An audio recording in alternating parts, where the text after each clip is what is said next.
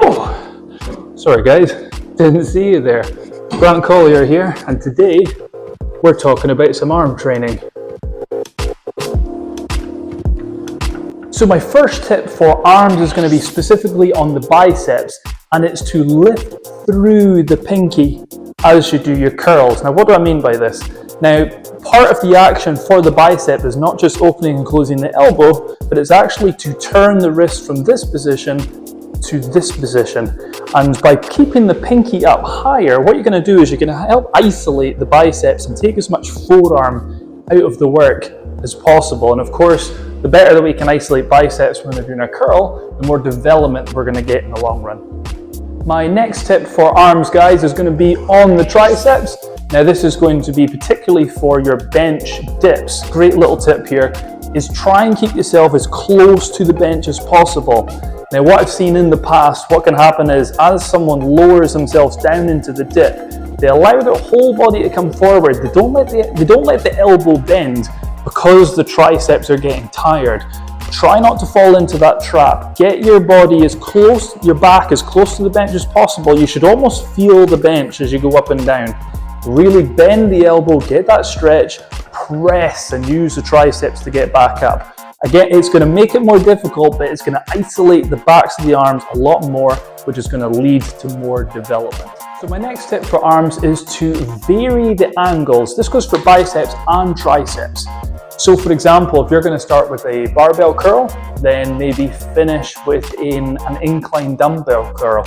Or if you're going to do a push down for triceps, perhaps do an overhead extension to finish. Now, the reason you want to do this is each exercise has its varying tension points. Maybe sometimes the tension is at the very stretch of the exercise, sometimes it's at the fully contracted position, and some different exercises are going to emphasize different areas of the muscle. So by adding these varieties in and putting tension on different parts of the movement, it's just going to add a variety of stimulus rather than just do the same movement over and over and over again. So my next tip for arms is going to be talking about the programming. Now I'm assuming because you're watching this video that you want to develop your arms and emphasize them. So here is a strategy to try. Aim to have a chest and triceps workout and then a back and biceps workout. And when you do triceps and biceps on those days, just do 3 to 4 sets. Nothing over the top, but just give a good bit of stimulus and work them hard. What you then want to do is a couple of days later in your program, you then want to have a specific arm day where you do the bulk of the work, where you then have a couple of days off and go back to the start. What this allows you to do is work your biceps and triceps twice a week, not 2 full workouts, but just kind of 2 half workouts midway and then a big arm work at the end. Biceps and triceps recover quite quickly compared to legs and back and chest, so they can be worked out more regularly. Doing this on the short term, this could be a good way to really force some extra energy into arms and really bring them up.